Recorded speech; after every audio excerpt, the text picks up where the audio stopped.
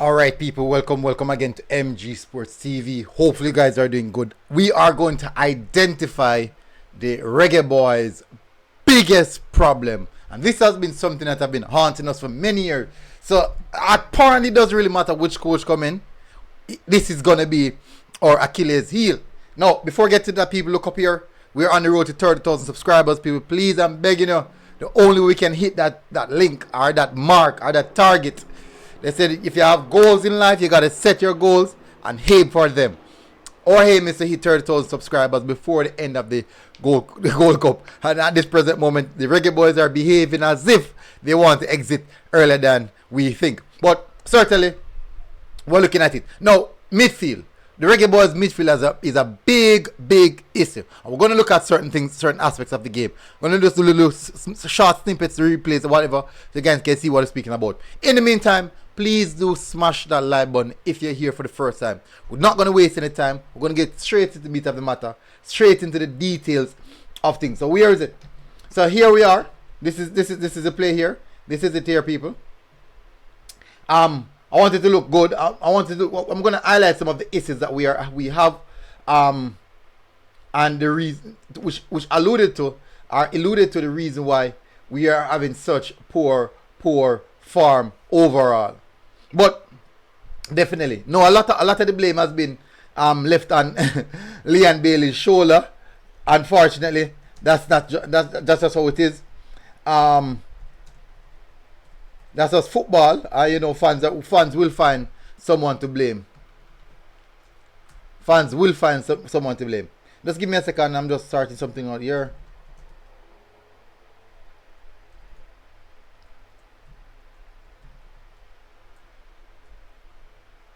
Good. Alright, so let's get to the meat of the matter, people. As you can see, this is Leon Bailey in with the ball. And lifts it up. That's a good pass. That's definitely a good pass, I would say, right across the fine Bobby Demari Gray. Now, one of the things I want to highlight to you guys is this, right? I want to highlight this to you guys is our decision making in the final third is not the best. We have to do something about our decision making in the final third. It has been problematic. Alright, at this present time, Demari Gray picks up the ball, lifts it up. Mikel Antonio, as you can see right here, Mikel Antonio would have dropped short to receive it on top. Then he could have drive at the defense. Demari Gray opted not to do that. Let's go. Rolls over the ball. Looks inside now. Mikel Antonio make the dart run. Look at Mikel Antonio here making the run. Leon Bailey in the back post. Bob Reed in the back post. Good. Wonderful. Demari Gray. You can say did a little bit too much right here. But then he also tried to find a player on the back post. But in the initial build-up play, that's the moment when Bailey gave him ball. 1, 2, 3, 4, 5.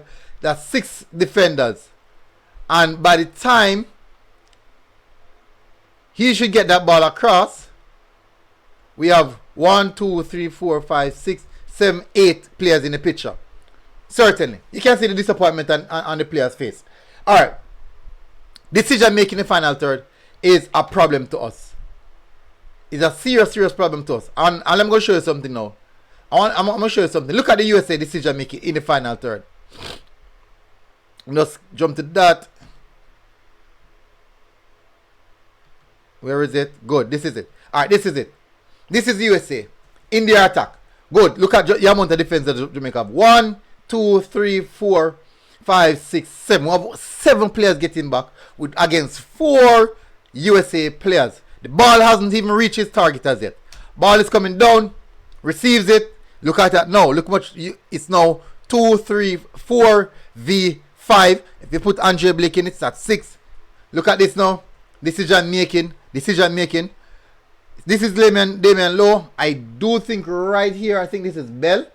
No, this is not Bell. Who is this dropping in the central area? Can't remember who is this. Is it Lemikisa? I'm not sure. But as you can see, our defense is stressed. This is severe stress for our defenders. You can see the striker pointing exactly where he wants the ball to be played. And he didn't get it. He finds the man on the back post. Look at that now. So, the reason I'm showing you guys this is to showcase you guys how lethal the USA are in their attack. Not only that, but the decision making. They're making smarter decision than us. And that, I can say, is one of our big problems, especially where the midfield is concerned. Let me bring it up here.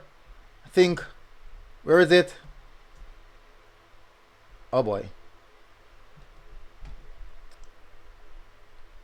So let me just bring this up on the page now. Highlighting to you guys some of the issues we have. And I do believe that one of that is due to the system, how we set up. This is the tactical board, people, so just bear with me a sec. I want you guys to look. We are consistently being outnumbered in the midfield, and that has been a serious problem for us. We are Reggae Boyz are in the yellow. We have 2 in the midfield, so we're in the attack. Mikel Antonio breaks. The Mara Gray breaks. No, we'll put yourself in immense pressure. We're in attack.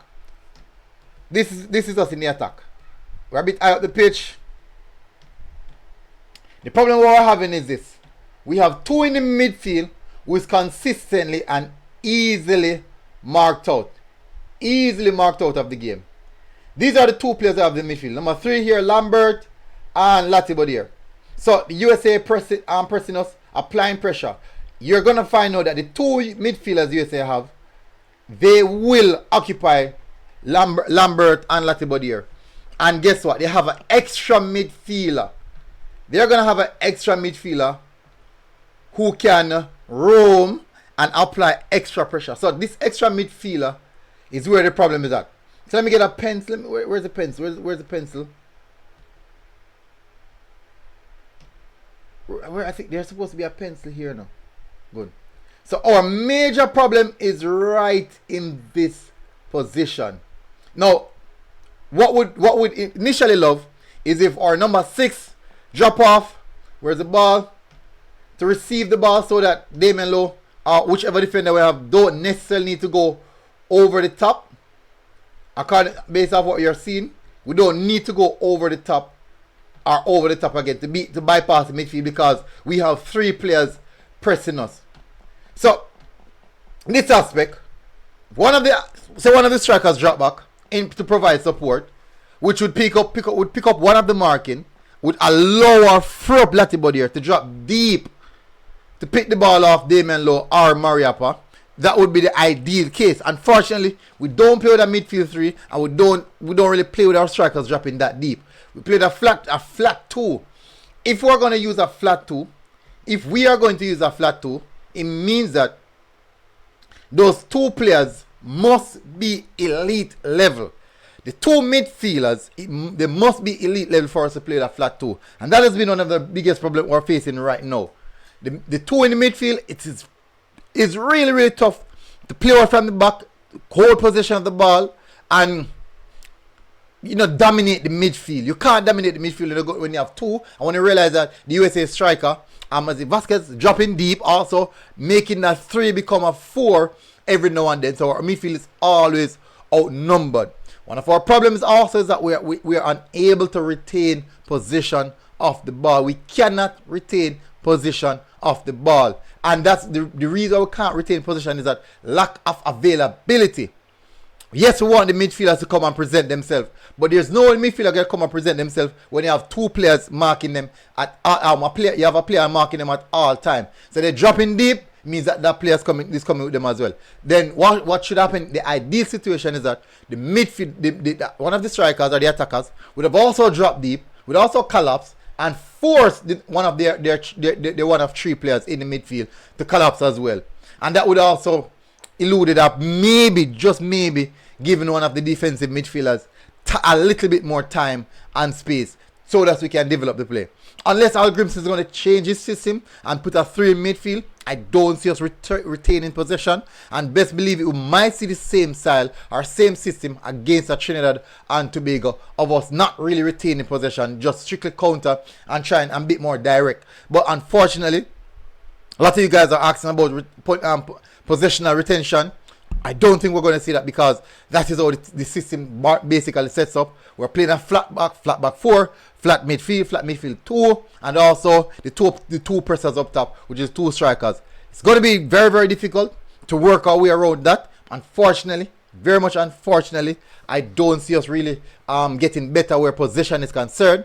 What we need to do, since we're not going to get better where possession is concerned, is be a lot more smarter in the final third and more clinical. We have to be more smart and clinical in the final third, which means that every half chance or one chance we get, we have to make them count, because we won't create a lot of chance. This system is not designated to create a lot of chance, so whatever chance we create, we have to be lethal. I do fear though, when we face a team that will create a lot of chance, that will put us under pressure, how is that going to go when we can't score or can't create any chance? We might be in serious problem there. So I do believe that the midfield, I personally believe that the midfield is one of our biggest problems right now. The midfield and how the coach sets up his team. I am not a coach. I'm not a pro-licensed coach, but this is my opinion. This is what I see, and this is what I believe is the problem. Tell us what you think in the comment section. Tell us what you think is the problem in the comment section. Smash that like button, hit the subscribe button if you're here for the first time. Help us get to third subscribers. Massive respect, people. Until next time, MG Sports TV, and we are out. Boom. Music.